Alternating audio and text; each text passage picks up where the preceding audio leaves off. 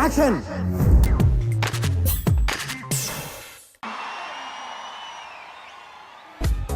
Acting, dubbing అన్నీ చేసుకుంటూ successful హీరోయిన్గా కెరియర్ని ఎస్టాబ్లిష్ చేసిన రకుల్కి స్వాగతం. And Rakul please.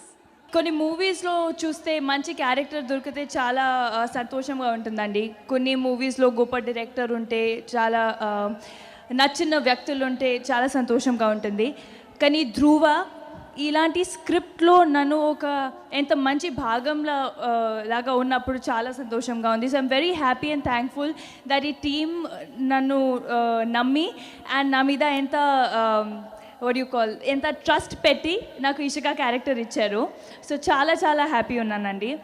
So thank you so much Suri sir. మీతో సెకండ్ టైం పని చేస్తున్నాము. అప్పుడు కూడా చాలా ఎంజాయ్ చేసాను, ఇప్పుడు కూడా చాలా ఎంజాయ్ చేశాను. Thank you so much and I hope that I get to work with you again. Aravind sir, ఎక్కడ ఉన్నారు మీరు?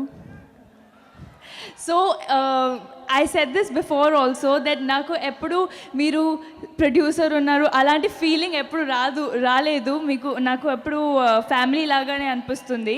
So thank you so much for always making me feel so comfortable. Ram Charan,